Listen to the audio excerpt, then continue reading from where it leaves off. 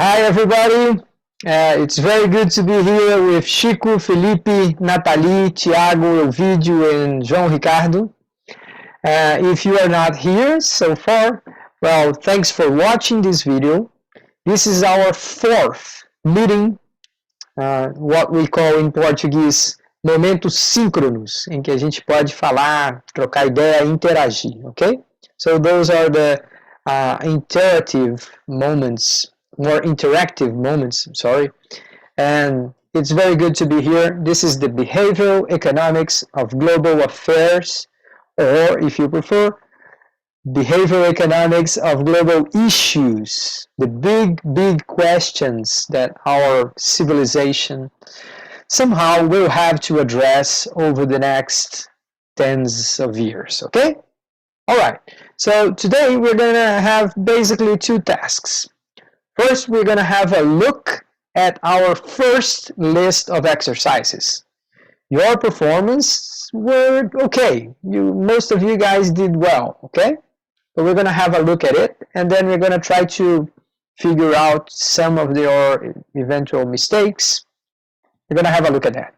And the second thing, we're gonna start talking about the prospect theory, which is one of the most fascinating topics in behavioral economics, okay?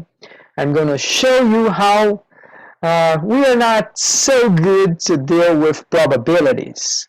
The human brain, whenever we talk about probabilities, there is a 10% chance such and such thing will happen. There is a 90% chance that something and something will happen. Well, our brains, they don't see exactly as objective as we would want them to do, okay? So we're going to think about this, and I'm going to show you what are the consequences of this prospect theory and what are the applications of it. How what we're going to see affects insurance, investments, like financial investments, and decisions about retirement, decisions about risks. We're going to talk about those, okay? All right. Any questions so far? We can start having a look at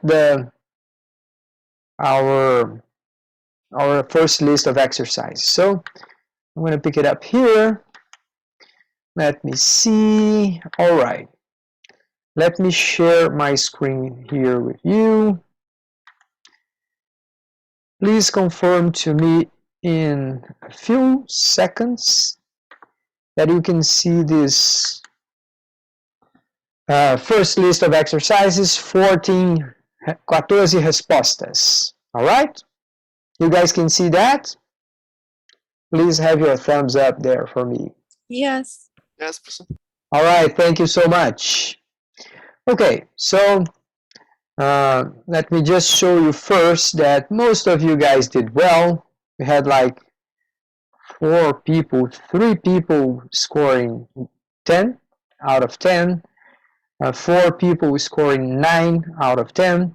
Then some of you, just a few of you, like 2 or 3, did not do so well. Okay, so it's a good reason for us to have another look at the questions and see what exactly were the mistakes. Okay, so the first question goes like this. The main goal of behavioral economics as a subdiscipline of economics is to gather and expose the vast number of limitations and flaws of conventional microeconomic models. Então, aqui está dizendo que o objetivo principal, o que é mais importante para a economia comportamental, é apontar defeito na microeconomia convencional. Tá muito forte, né, gente? Tá pegando pesado demais. It is such a strong sentence that we cannot agree. This is a false statement. Behavioral economics is not a sadistic science.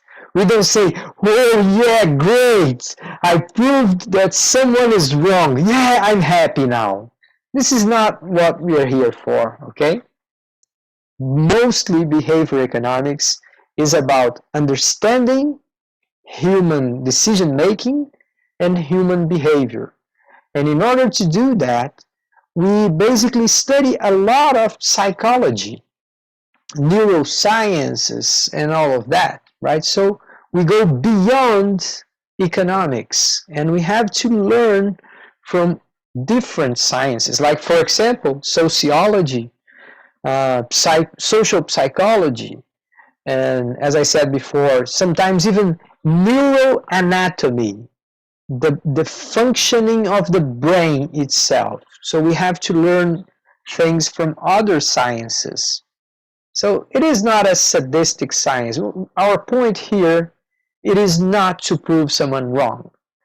We do that a lot, don't get me wrong. But that's not our main goal, okay? Our main objective is essentially a deeper understanding, prediction of human behavior, okay? And most of that, it's well-intentioned. I mean, we want to help people make better decisions and to have more healthy behavior most of the times, okay? All right, second one, all of you got right. Amos Tversky and Daniel Kahneman published a number of papers that appeared to undermine ideas about human nature held by mainstream economics.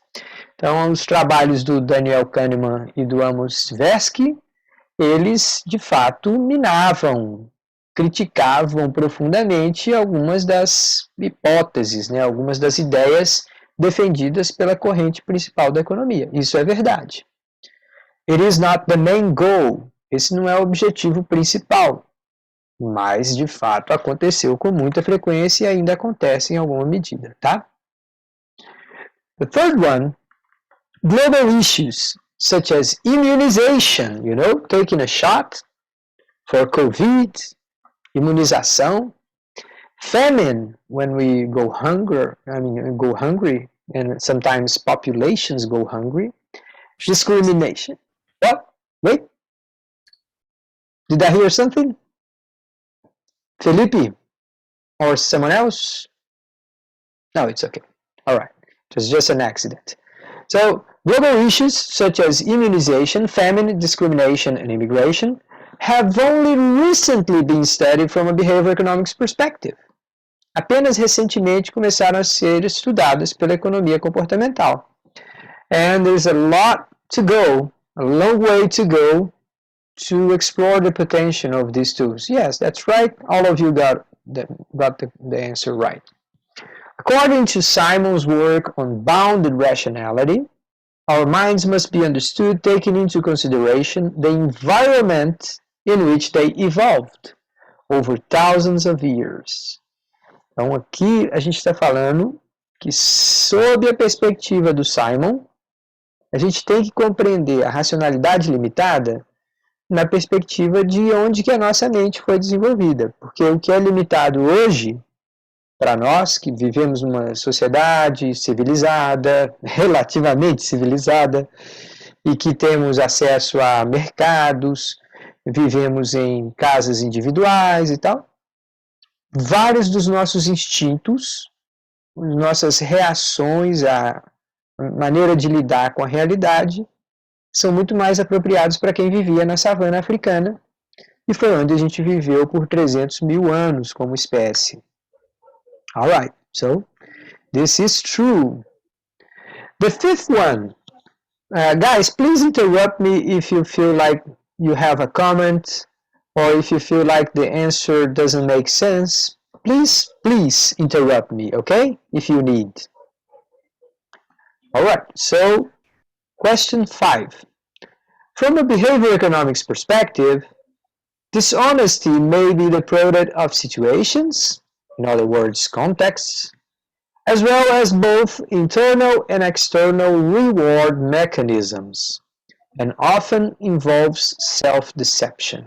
Na perspectiva da economia comportamental, a desonestidade pode ser o produto de situações, contextos, bem como de mecanismos de recompensas internos e externos, e muitas vezes envolve o auto-engano. Guys, please pay attention to what I'm going to say. It's almost impossible for a person to look at the mirror and have a bad impression of himself or herself for a long time. We can't deal with that. I mean, if we consider that we are bad people, it's very hard to deal with that information for a long time. As time goes, we mostly reach for justifications. We say, you know what? Maybe I was a victim. Maybe it was not me. It was more like the society in general. And I feel like I didn't have a chance. I didn't have a fair chance to make decisions. So I end up being a kidnapper, or I don't know, a bank robber or something like that. So we as human beings, we cannot look at ourselves and consider something bad for a long time. It's very hard for us for that. So there is self-deception. Existe uma camada forte de auto-engano, and many times that helps to support dishonesty or this unethical behavior. Okay? If you ask for one of these politicians, if you take, like, I don't know, one of those guys that were arrested, Sérgio Cabral, or what's the name of the guy who was the president of the Câmara dos Deputados? Eduardo Cunha, right? If you ask these guys and say, come on, are you really this bad person? You are completely ruthless, I don't know, completely unethical. How can you behave like this? And the person will tell you, come on, Luiz, no, I'm a good person. I'm a victim. Yeah, I know I made mistakes, but there are lots and lots of explanations. So people somehow they convince themselves that some of the blame is to be shared. It's not personal blame. All right. Okay, so far so good. Let's have a look at question 6. The so-called planning fallacy is a cognitive bias and an important example of how some of our decisions may bring us bad consequences. Which of the following situations best illustrates the planning fallacy? Qual das situações abaixo melhor ilustra a falácia do planejamento? So the first one, no one chose that one. As pessoas tendem a esquecer compromissos que consideram sem importância. No, this is memory. This is not related at all to planning, okay? The second one goes like this. A person chooses to go to bed later to watch TV and regrets it the next day. Uma pessoa escolhe ir dormir muito mais tarde para assistir TV e se arrepende no dia seguinte. All right, some of you thought that this was the right answer, but this is not. Let me tell you that what you have here in the second option, what you have there is a perfect example of another cognitive bias, which is called present bias. We think that now is more important than whatever may come up later. So what you have right now, right in front of you, that's what really matters. And sometimes we fail to understand that we will regret. Nós vamos nos arrepender no dia seguinte. But the temptation of having something good right now is just too big. And we say, oh yeah, I don't know, I'm gonna watch another episode of my favorite series. And then you keep watching. By the way, there's a name for when you start watching a series and you can't stop. Is someone with the microphone open there? I'm gonna mute it. Okay? All right. The name for this thing, when you start watching TV and you keep watching one episode after the other, you know what I'm talking about? Netflix. You know, you finish one episode and then it shows like next episode will start in 15, 14, 13 seconds, 12 seconds, 11 seconds, 10 seconds. And if you do nothing, a new episode will come up and you say, oh, come on, I'm going to watch just another one. The name for this thing in Portuguese is maratonar. But in English, we call it binge watching. And it comes from a similar expression, which is binge eating. Se você come de uma maneira compulsiva, they call it binge eating. And if you watch episodes or TV in a compulsive way, we call that binge watching, okay? All right, so let's go back here. This second answer here, the second option here, is about present bias, not planning fallacy. But come on, what is exactly planning fallacy? Planning fallacy is the fact that we are very bad when we try to estimate how long a certain task will take in the future. Nós somos muito ruins em estimar quanto tempo que uma tarefa vai gastar no futuro. And that is important because many times we make errors of judgment and then we end up regretting. The classic example is saving for retirement. Guardar o dinheiro, poupar para a aposentadoria. All of us, somehow, we think that we are only going to need to save money when we are 45, 50, maybe 60 years old. Quando a gente estiver velho é que a gente vai pensar em guardar dinheiro. Ah, não, quando eu tiver 50 anos eu começo a guardar dinheiro para a aposentadoria. And many times we fail to save enough money. So there is this planning error or planning fallacy in the case, okay? The third option says the student does all his homework as soon as the assignment is indicated and he ends up not having leisure time. Então, o estudante tentar fazer a sua tarefa rapidamente assim que o professor passou a tarefa e ele com isso acabar não tendo nada de tempo livre, this is not exactly planning fallacy, okay? And the last one, which 71% of you identified as the good example or good illustration of planning fallacy, goes like this. A person does not save money for retirement until he or she is 55 years old, and he or she ends up saving less than necessary for retirement. Okay, so this was the right answer. Let's have a look at question 7. About Kahneman's dual system model, which of the statement is false? Sobre o sistema dual de Kahneman, qual das afirmativas é falsa? System 1 is responsible for fast and mostly intuitive decision. That is correct. So this is not the one you should have picked. System 2 is more reflective, controlled, deliberative, and analytical. That is correct too. So, not the one we are looking for. It is a model that accurately describes how the brain works, confirmed by neurological studies. This is as far from reality as possible, okay? We are not talking about a model that resembles reality very closely. No, that's not true. It's a very simple model. The brain is one of the most complex machines we have already seen.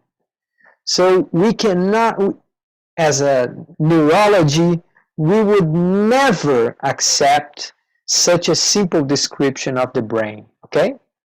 So this is a very simple model. Not simplistic, but very simple model. So this is the one we should have picked. Just to confirm, the last one tells you learning to speak a foreign language is a task essentially conducted in our mind's system too. And that is exactly true. It is hard to learn a foreign language. You have to invest years and years of practice, and sometimes even when you do, you still have a strong accent, and people can tell right away that you are not a native speaker. Okay? So yeah, this is a correct statement. Therefore, you should have not picked that one as the, the best answer. Question 8. Behavior economics is essentially about improving techniques of marketing and consumer persuasion. Oh, come on, guys. If that was so, I wouldn't be here. Economia comportamental trata basicamente de melhorar as técnicas de marketing e de persuasão? Oh, come on. That's not what we are dealing here. We are talking about much deeper issues, okay? Nothing against marketeers, okay? They have their profession and they make good money with that, and I don't know, I'm not very sympathetic to them, but I understand that they have a purpose in society. But that's not what we are doing. We are not basically trying to improve marketing. That's not what we are doing, okay? Question 9. Behavior economics is a necessary tool to fix up human beings. Wow, 3 of you thought that that was true. Come on, guys, wait a second. Human beings and the human brain, those are fantastic individuals or things. Those are some of the most fascinating elements of reality. I mean, intelligence, it's a huge thing. The fact that we, as some animal species, we can go to the moon. This is fascinating. This is extraordinary. So behavior economics, it's not here to fix human beings. That's not the point. We are here to understand human rationality and somehow help people so that they, by themselves, can make better decisions. All right? It's not about fixing. We are not going to have surgery and somehow our brains will start working better. That's not behavior economics, okay? We're not going to do that as far as I can tell. And the last one, supporting individual decision making can be more effective than setting fines and punishment for those who behave negligently or illegally. Guys, this is true. Most of you got it right. But let me give you an example of that. If you have a punishment for drivers who drive too fast in a dangerous place, a place where, for example, kids or old people tend to cross the streets, well, you should drive slower in those areas, right? So if you fine people, if you punish them, cobra uma multa das pessoas por negligenciarem regras básicas de trânsito e colocar em risco a vida dos outros, that can be very effective. Você consegue reduzir o comportamento de muitas pessoas. But if you educate people, you can have an even larger impact. And the example I want to give you is this. In some places of the world, especially in the Great Britain, the first time you get a fine, primeira vez que você é multado, they give you like a £0 fine, R$0, a free fine. They don't charge you money. They say, okay, this is a fine, but you don't have to pay anything. And they give you a picture. And this picture will somehow illustrate how bad was your decision. Sometimes they will show you a picture of a very, very ugly accident. Sometimes they will give you a picture of numbers of how many people were killed by car accidents in that area. So this is education, and sometimes education is much more effective than fines, than punishment, okay? So it is true. It is not always true, but many times, yes, it does affect. It does happens, okay?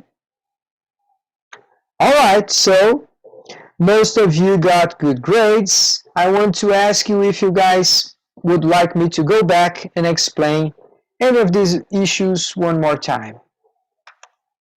Questions? Questions? It's good, João. Good to go? Yeah, it's good. All right. Come on. Thank you, Thiago. Chico, can we move on? Yeah, of course. All right, thanks. Safia, you are here. Thanks for coming. Davi. All right, guys. So let me share with you here something very, very fascinating, which we call prospect theory. This is something that I'm actually in love with. I love to talk about this subject, okay?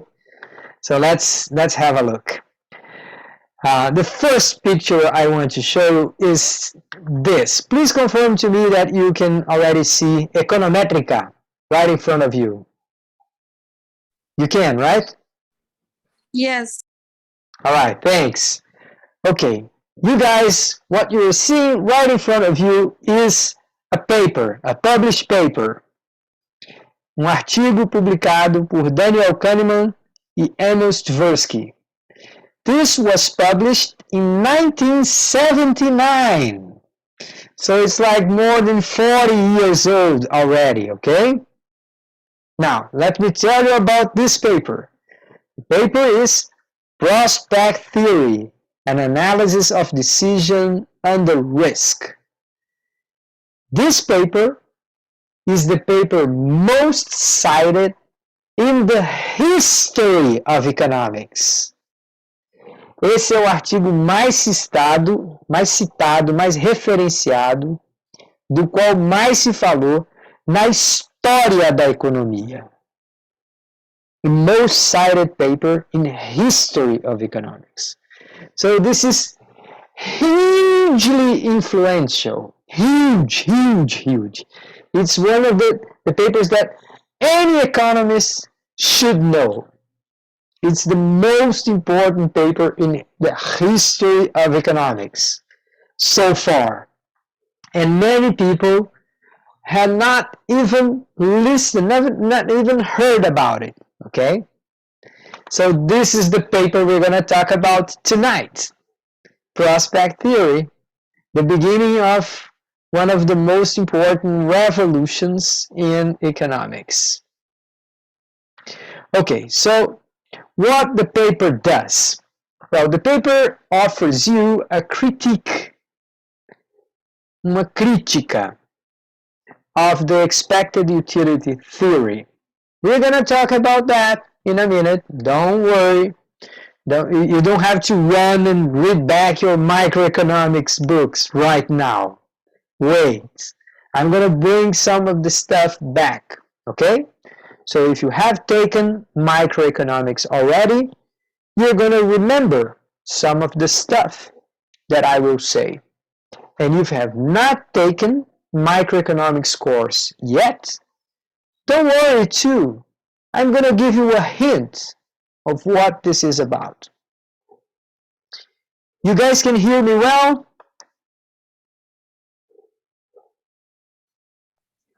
Yes, teacher. Yes. Go ahead. All right, thanks. Because my connection here is telling me that maybe I can have an unstable connection. But let's go through and see what happens, okay? All right.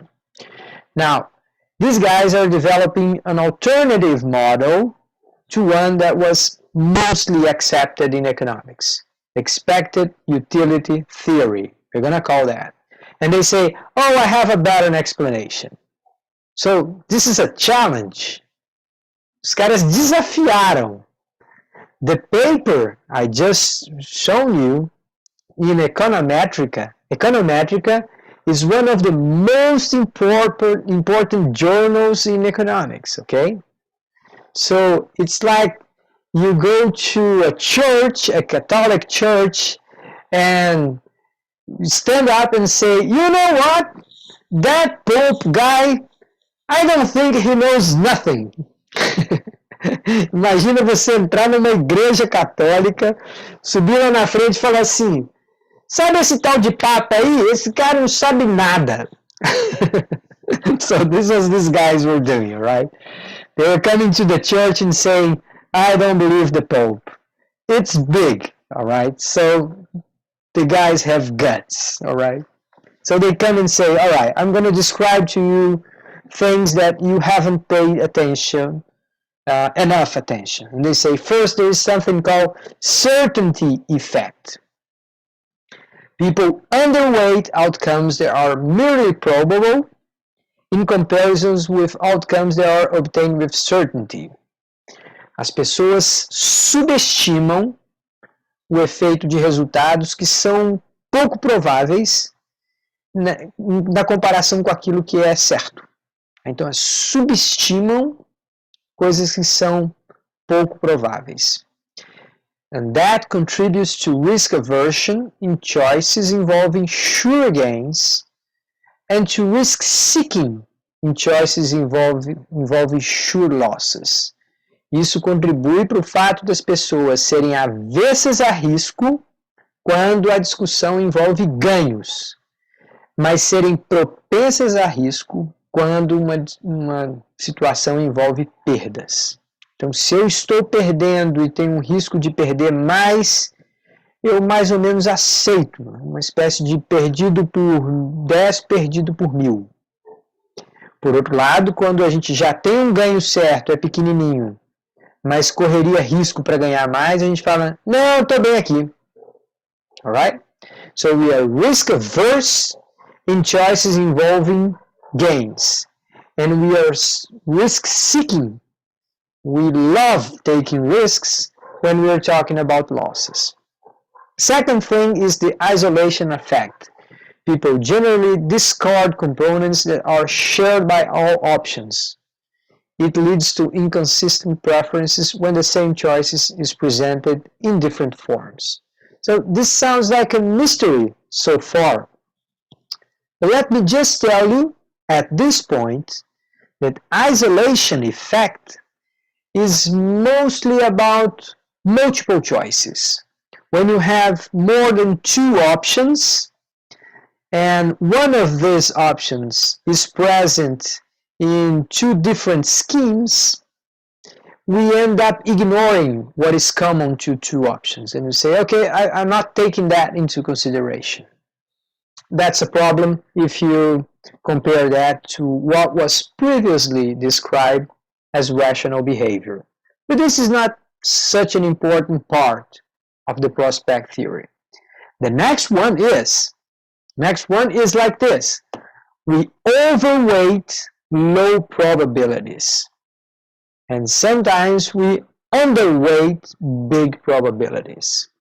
So if something is very unlikely, we may end up having like a good perception about it. I'm going to explain that later, and that will help us understanding why people gamble. Think about it for a minute, right?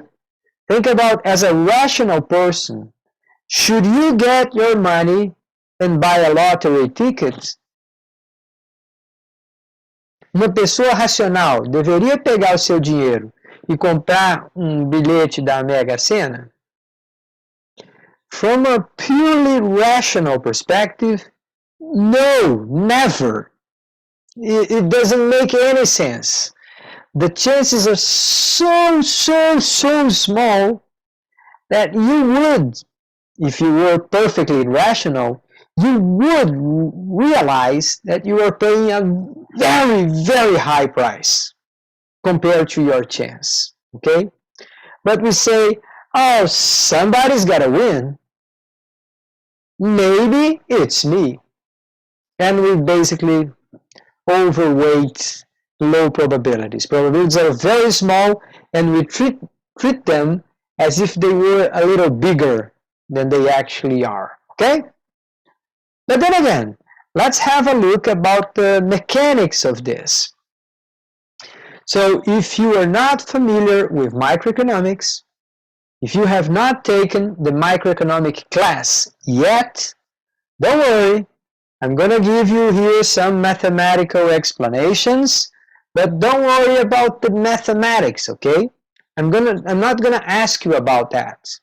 Não se preocupe com a matemática do que eu vou mostrar. Principalmente se você ainda não fez microeconomia.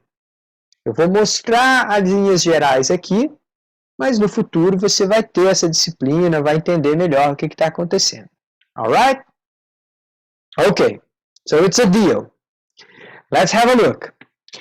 What we are trying to express here in this mathematical expression is this. What is the expected gain of a bet? And we say, well, the expected gain of a bet is going to be a weighted average, weighted by the probabilities of the gains, depending on the outcome of the bet. Vou explicar em português, tá? O valor esperado da satisfação que a gente obtém com uma aposta vai ser a média ponderada da satisfação que a gente teria se a gente ganhar com a insatisfação que a gente teria se a gente perder. We're going to make this weighted average. A gente vai fazer essa média ponderada do grau de satisfação com a vitória ou do grau de insatisfação com a derrota. Okay, so this is the conventional theory. Essa é a teoria convencional.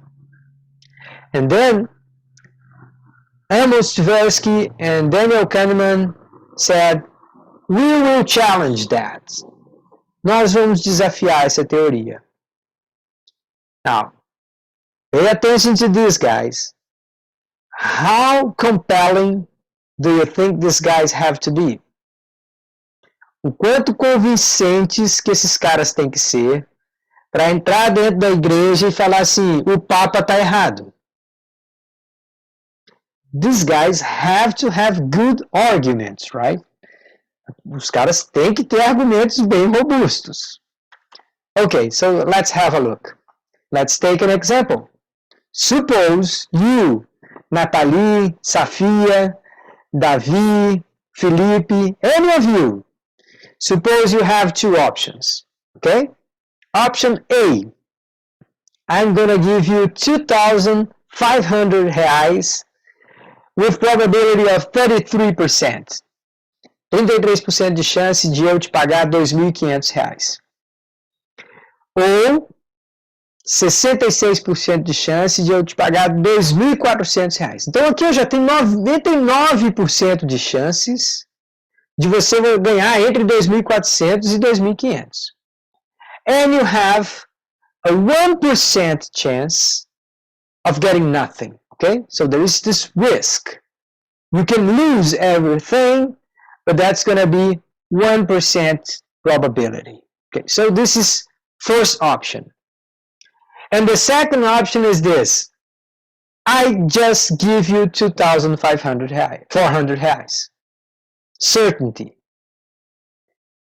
Which one do you prefer? A or B? B. Everybody would pick B, right? Come on, why would I have the risk, the possibility of losing everything just to make a few more bucks? Come on, it's 2,400 reais right now in my pocket. Certain. Oh, that's much better. We like certainty like this. But it turns out that if you want to express that according to expect theory, you're going to see first that 82% of the people pick letter B. Very few people don't choose option B. And if we want to express that in mathematical terms, we say something like this. The satisfaction of getting 2,400 reais with certainty, 100% chance, is greater than the average, the weighted average gains of option B. 33% of having the satisfaction are 2,500 and 66% chance of having the satisfaction of 2,400. We don't see this last element here because the probability is 0.1, but the gain is 0. So 0 times 0.01 is going to eliminate the last term, okay?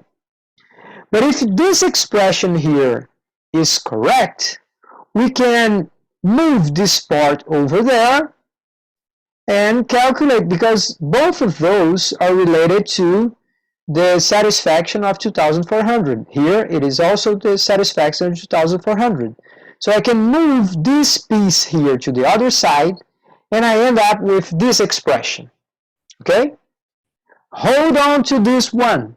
Let me read that for you.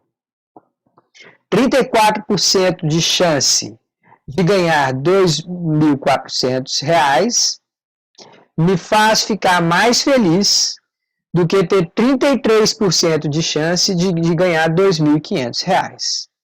Okay? That's it. All right. So now let's move to the second problem. Second problem tells you like this. Which one do you prefer? To get 2,500 with probability of 33% and 0 with probability of 67%. This is option C. Now option D tells you, what if you could get 2,400 with a probability a little bit larger, 0.34% or 34%, and 0 with probability 0.66%. Come on guys, which one you prefer now? C or D? Não vai falar em inglês, não. Quer que eu fale em português? D. Option C. All right. So some of I choose option C. Okay, so 3 of you said option C, and just 1 of you said option D. A maioria de vocês pensou assim, a probabilidade é quase a mesma. E 2.500 é bem mais do que 2.400. Então eu vou ficar com letra C. That is exactly what 82% of the people think, or maybe 83% of the people think.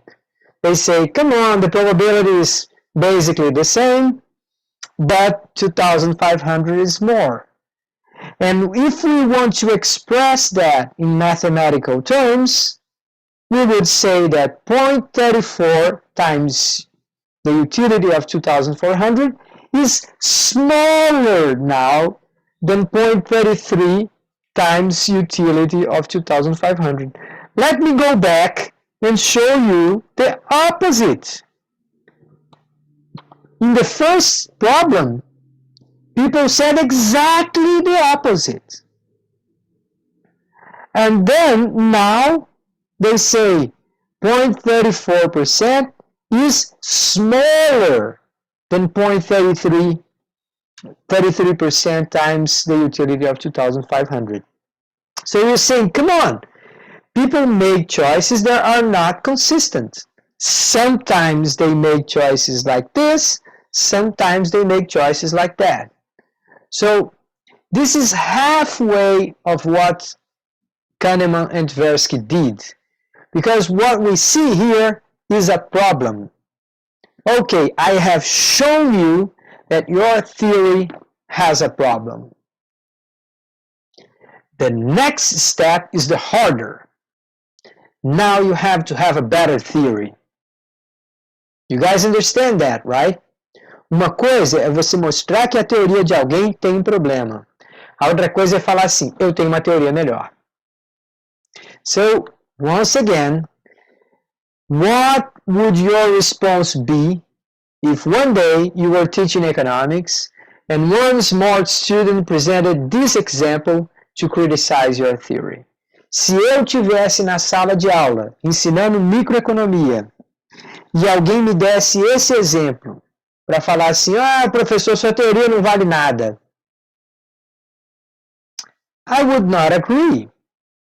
Eu não concordaria, eu ia brigar com ele. Eu ia falar assim, não, peraí, meu amigo, você está mostrando uma situação muito especial em que alguma coisa pode dar errado. Minha teoria, ela serve para um monte de coisas. And that was the response of many people in the profession.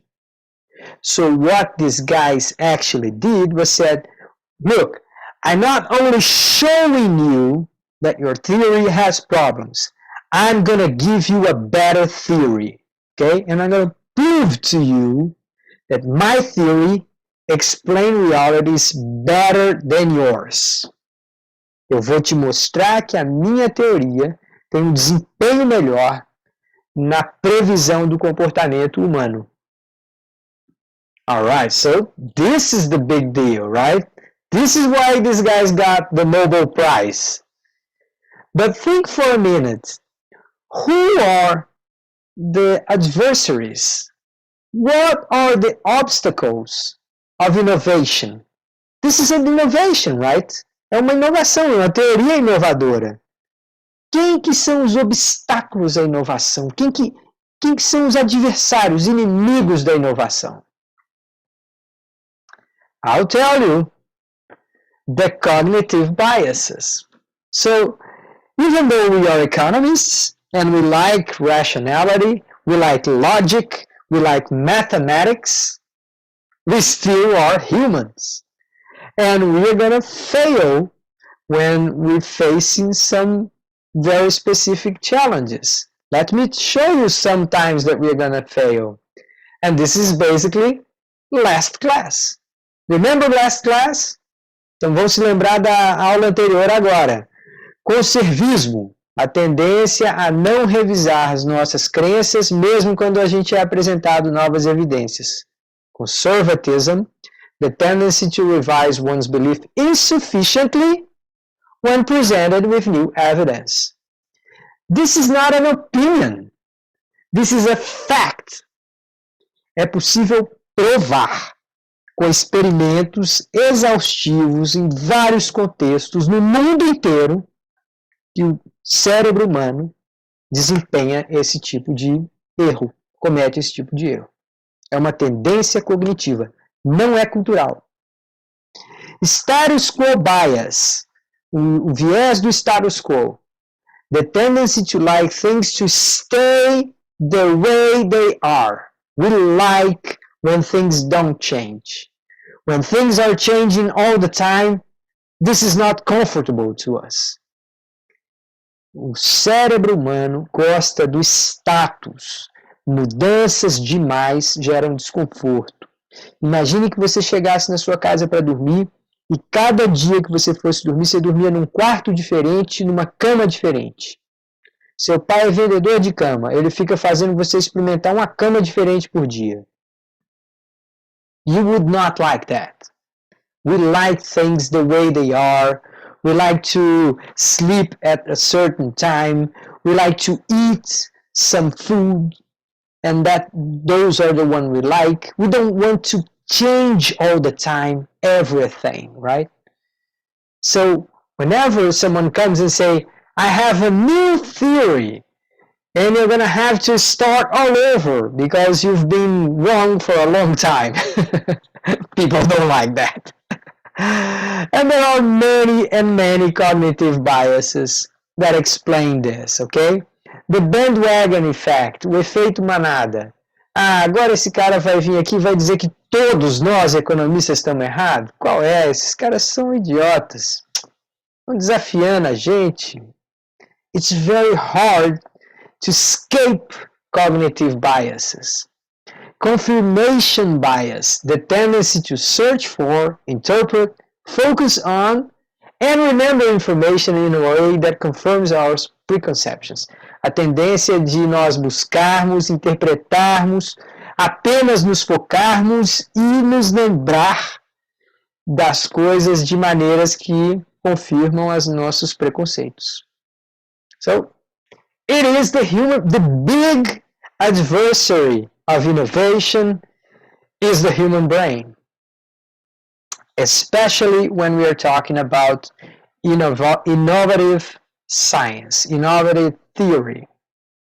It just doesn't feel right. We feel like we are losing something and we have to hold on and we have to protect something, right? All right, there's another thing or concept which is sometimes called of cognitive bias, but I'm going to try and show you in the few minutes that I still have that this thing is not exactly one single cognitive bias, but more like a number of aspects regarding human reasoning.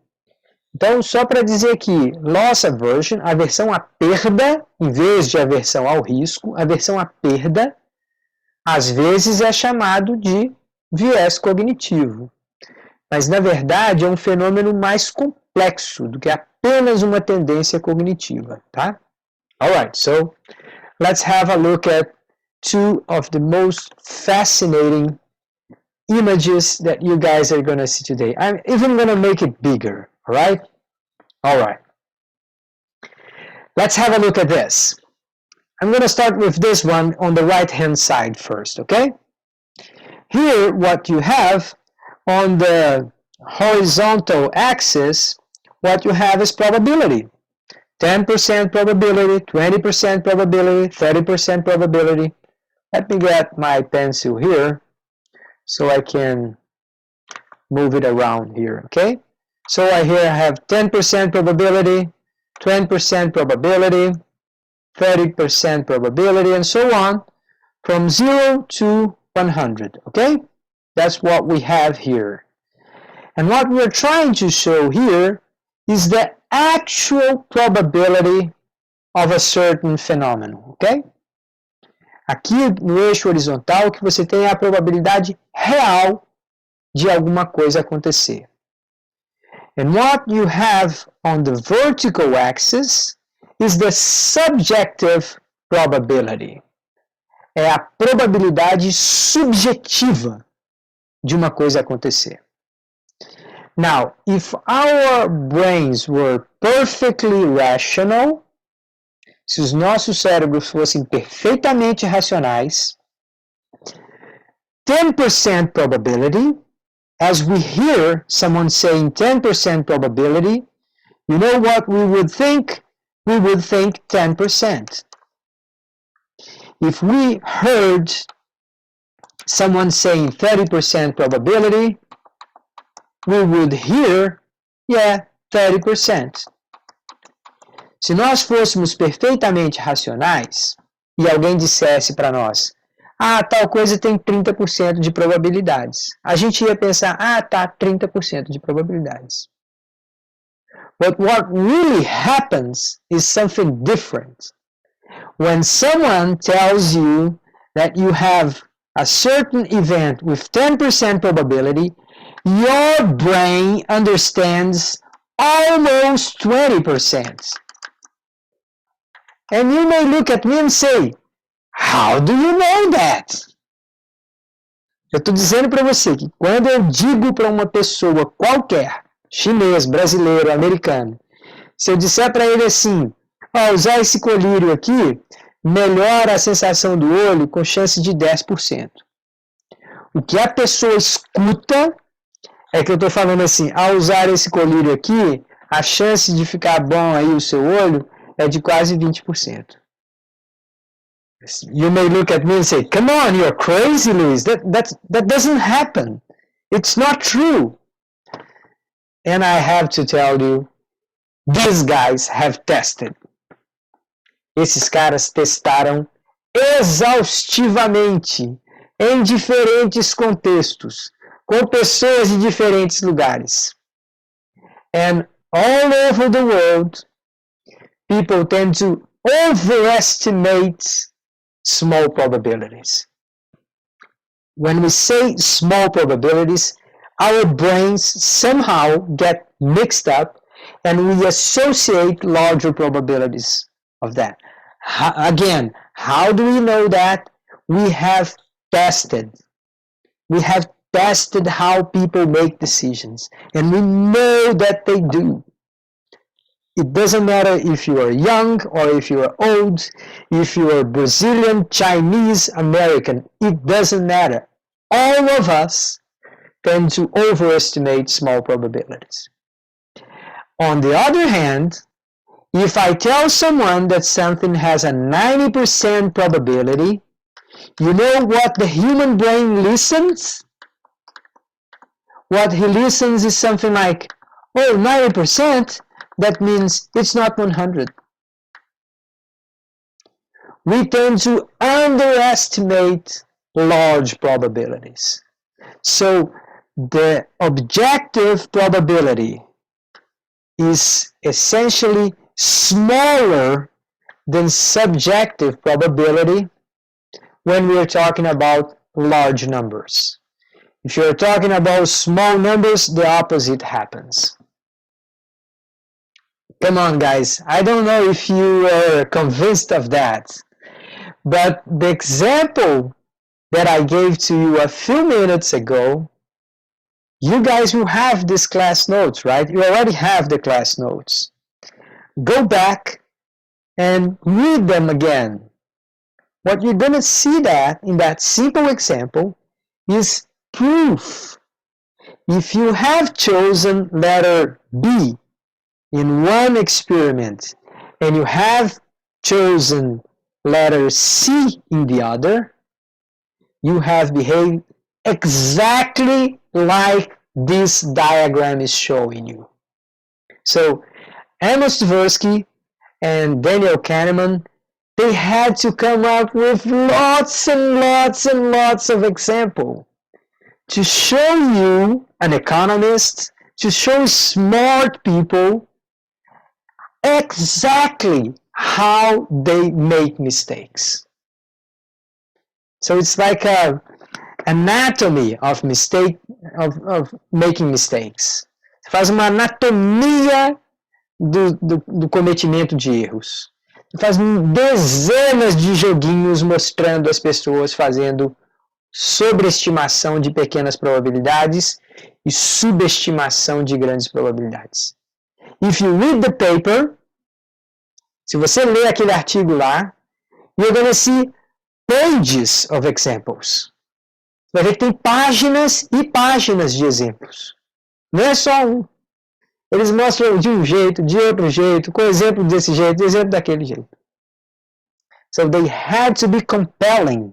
They had to convince people that what they were bringing about was something worth looking at.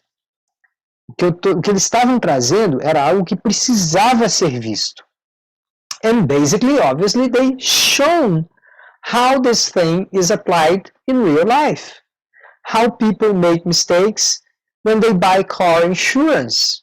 Como as pessoas cometem esses erros ao comprar seguro de automóvel, ao comprar seguro contra incêndio, ao fazer decisão de investimento, ao investir no banco grande em vez de investir no pequeno, ao deixar o dinheiro na caderneta de poupança e não colocar no tesouro direto. There are a number of examples of how people make those mistakes. All right? So this first one is already cool, right? This first diagram here, in my opinion, is fascinating, all right? The probability weighting function. My friend, Professor Kerley, when he presents you this diagram, he say, what these guys did, they created a new theory of value. Eles falaram assim, o que esse diagrama mostra é que esses caras criaram uma nova teoria sobre o valor.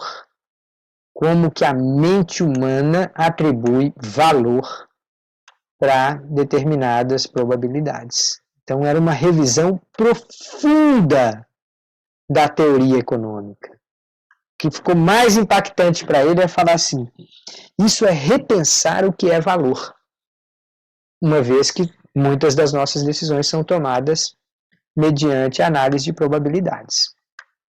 Alright, so this is the first diagram, actually the second one, but let's talk about the first one, the prospect theory value function, a função valor da teoria do prospecto. Alright, if you look at this diagram here, this one is basically essentially what you have seen in economics. You have seen utility always something like this, right? This is the good X, esse é o bem X, e essa é a utilidade do bem X, a satisfação que a gente tem no bem X. Quando a gente desenha esse diagrama aqui, que é o convencional, a gente fala que essa curva de utilidade tem essa curvatura, porque as pessoas são racionais e elas ficam saciadas. Né? Na medida que você consome mais e mais de um bem, chega uma hora que você não tem grandes ganhos de satisfação em aumentar a quantidade. But if we are talking about probabilities and the expected utility theory, drawing the curve like this means that people don't like risks. If I offer you, o que você prefere? Eu te dar R$100 agora ou te dar R$100 amanhã? Você fala, não, eu quero agora. Ah, não, mas eu não vou gastar nada essa noite. Eu falo assim, não, mas vai que amanhã você muda de ideia. So if there is any chance to avoid risk, we like that. We would like to avoid risk. Sorry. So this is what this thing here is saying. Okay? This part of the diagram here is saying we don't like risks. If you were to run risks, we would like compensation.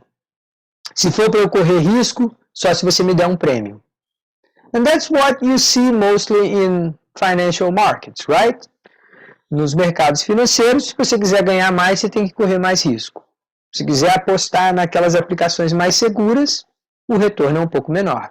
Okay, so this first area here of the diagram is conventional. But if this thing were to be the same, we would expect this area of the diagram to be like this, which means we still don't like to run risks. But what we actually do is this here. So whenever we are talking about losing money, we are okay to run risks. If I tell you, okay, you lost some money, and if you are willing to run a little bit more risk and lose a little bit more money, you may have a chance to not lose at all. And then you say, yeah, I want that. Quando nós estamos falando de perda, a gente pensa, perdido por 1, perdido por 10. Nós estamos dispostos a correr risco para evitar perdas. Alright, so what this diagram shows is basically that people don't behave as conventional theory expects. But there is something else in this diagram too. Notice here that this curve is less inclined. It has a smaller slope than this one. In this case here, it grows slower. In this guy here, it falls faster, right? So this means that, let me use here the pencil again.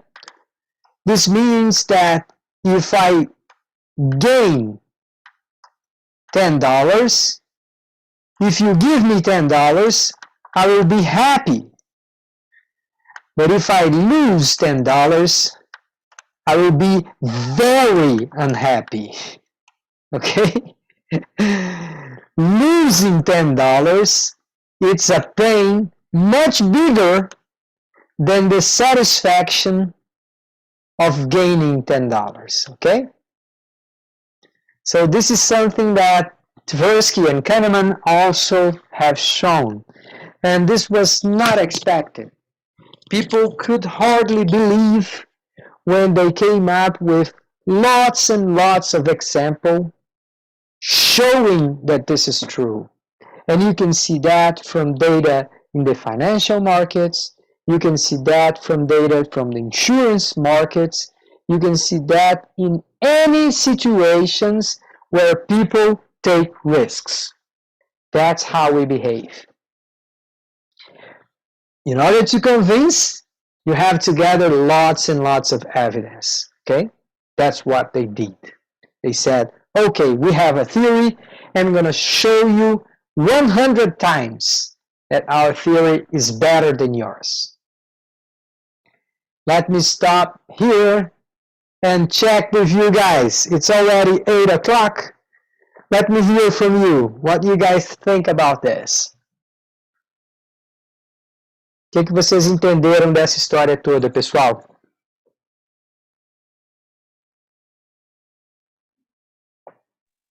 Oi, professor Tiago, tá me escutando? Estou te ouvindo bem, pode falar, Tiago. Assim, eu tô achando fascinante tudo, assim, né? Uhum. Acho que cada vez mais que a cadeira vai evoluindo, vai trazendo mais informações. Uhum. Na verdade, eu fiquei intrigado com esse segundo gráfico, né, da prospecção, onde eu acho que é o viés humano, né, ele superestima as probabilidades mais baixas, né, e ele hiperestima, né, as probabilidades mais baixas e subestima as probabilidades mais altas. Mas tem um cruzamento ali da reta linear com essa outra curva, que dá uns 35%, 36%, que ele não faz nenhuma coisa nem outra. Ele não superestima nem... E aí eu fiquei aqui intrigado, porque o cérebro, nesse ponto, ele trabalha linearmente. E aí eu não sei se tem alguma explicação para isso ou não. Essa é uma pergunta muito boa, cara. Eu não tenho uma resposta de primeira para você, não, mas eu vou tentar aqui. A primeira coisa é assim, o formato dessa curva, ele deve variar. A gente deve ter uma tendência geral a sobreestimar pequenas probabilidades e subestimar grandes. Mas uma pessoa, por exemplo, que trabalha num cassino, né, que é gerente de um cassino, essa pessoa deve ser mais consciente de como que as pessoas erram e tal, talvez ela seja um pouco mais capaz de se corrigir, de realmente reconhecer probabilidades de uma forma mais objetiva.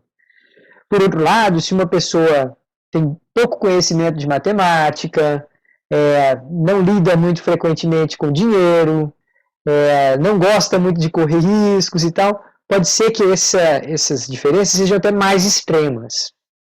Então, esse diagrama, ele pode ser entendido como sendo assim, uma tendência, e não como uma descrição precisa. 10% é 12 na cabeça das pessoas? É 13 ou é 13,5?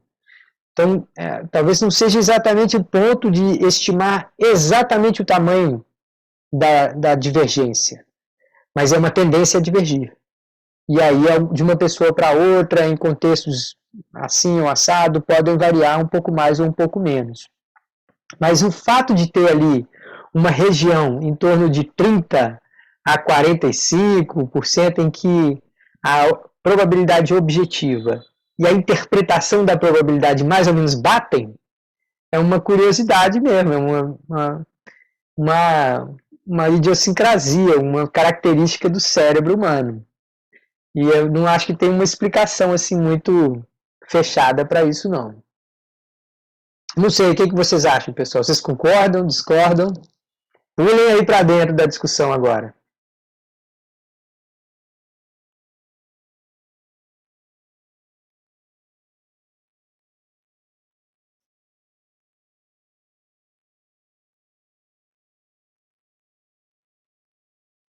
Vamos lá, quem quer dar o palpite? Fala aí, Nathalie. Não, concordo. O que você falou faz De ser, sentido. de ser uma tendência geral, mas talvez não seja uma ideia de preciso, né? Isso, não tem precisão, não. É só uma ideia geral mesmo. É. Agora, gente, Eu pode entendi falar. que, assim, a minha fiquei intrigado não pela precisão. De Uhum. fato, acho que cada ser humano ali, eu acho que até mesmo num coletivo específico, essa curva ela deve se alterar um pouco. Mas eu fiquei intrigado justamente com essa última percepção que você descreveu aí, ou seja, existe uma região ali daquela curva em que a percepção humana fica coincidente, né? Ele nem superestima, ele nem subestima, fica algo muito próximo uma coisa da outra.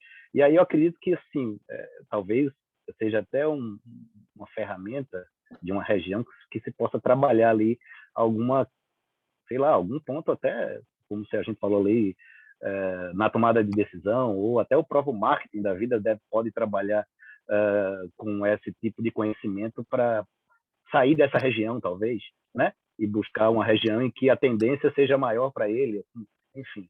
Boa, Thiago. Mandou benzaço. Se eu fosse um marqueteiro e estivesse assistindo a aula, eu poderia pensar assim, opa, então essa zona aqui é a zona que eu quero evitar. Eu tenho que preparar acordos ou propostas em que eu Por jogo... aí mesmo. É exatamente nesse sentido. Eu preparo as minhas fichas para estar numa outra região e não nessa. Pois é. Aqui, nossa aula tem que acabar daqui a pouquinho, mas eu vou só terminar provocando vocês com um exemplo que eu achei extraordinário, cara. O que a gente está aprendendo aqui tem muitas implicações para o mercado financeiro, mas também para o mercado de seguros, tá? E um dos mais famosos economistas da área de economia comportamental se chama Dan Ariely, ou Dan Ariely, se você preferir em português. O cara é da Universidade de Duke, uma universidade até que eu já fiz algumas disciplinas lá na Carolina do Norte. Não fiz disciplinas com ele, não. Mas esse cara, ele virou sócio de uma companhia de seguros. E a companhia de seguros tinha um acordo que era completamente diferente. Ela falava assim, se a gente ganhar mais dinheiro com vocês, a gente vai dar o dinheiro a mais que a gente ganhar para uma instituição de caridade que você escolher.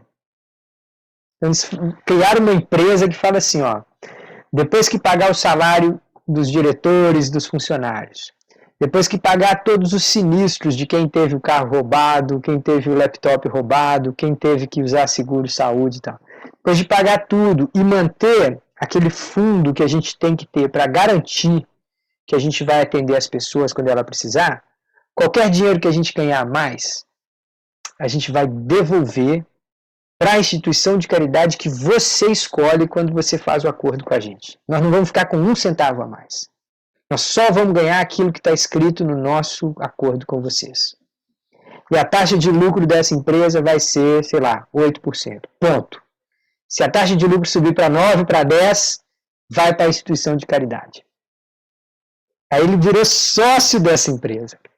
E aí essa empresa começou a registrar coisas curiosas. Primeiro que teve um sucesso. Um monte de gente topou fazer seguro com essa empresa. Segundo, que as pessoas começaram a confessar quando tinham que devolver dinheiro para a empresa. Então, eu tinha um seguro do meu laptop. Aí o laptop foi roubado. Aí eu vou lá e faço a reclamação. Os caras me dão dinheiro para eu comprar um outro laptop. Aí um amigo meu liga para mim e fala assim, te dei um susto, tá aqui seu laptop. A maioria das pessoas pensa assim, beleza, agora eu tenho 2. E embolsa a grana, fala, não, isso é besteira, não vai estar. Os caras nessa companhia de seguro começaram a receber ligação das pessoas falar assim, aqui, eu queria devolver o dinheiro que vocês me pagaram porque eu acabei vendo que o meu prejuízo foi menor e tal. E os caras falam assim, a gente não tem um procedimento interno, não tem um protocolo para receber dinheiro de volta, não. Ele vai ter que descobrir como é que faz isso. Criaram um protocolo para receber dinheiro de volta, porque nunca tinha acontecido. Nunca. Numa companhia de seguro. Alguém pagar de volta falando, vocês me deram dinheiro demais. Então, o que isso tem a ver com o Prospect Theory? Então, isso tem muito a ver com a maneira que a gente associa valor, associa probabilidades de algo acontecer assim, assim, assado, e os caras desenham a pólice de seguro, sabendo como que você pensa a probabilidade. Mas eles viram e falam assim, se você acha que eu vou desenhar dinheiro igual o marqueteiro aí do Thiago vai fazer, eu não faço isso. Você pode ter certeza que o prêmio que eu cobro de você é exatamente o que eu preciso. Porque se eu ganhar um centavo a mais, não fica comigo. Now, come on, give me that. This is fascinating, isn't it? Esse é um assunto provocativo, fascinante. Tem algumas pessoas que eu apresentei esse exemplo, eles falaram assim, cara, nós precisamos de um capitalismo desse jeito aí. Nós precisamos de alguma forma evoluir para um capitalismo assim, em que a gente faça a convergência do interesse do cliente com a empresa. A empresa ganha, o cliente ganha. Se alguém ganhar mais, devolve para o outro. Ou devolve para a sociedade de alguma forma. Alright, so this is 8 o'clock and 10 minutes, 8 and 10. I'm gonna finish here. Thank you, Chico, Thiago, Felipe, Nathalie, Davi, Safia, João Ricardo, Sofia e Ovidio. I'm gonna stop recording now, and I'm gonna be here for a few more minutes if you want to ask some questions, comment on something that you heard. But once again, thanks for coming and participating.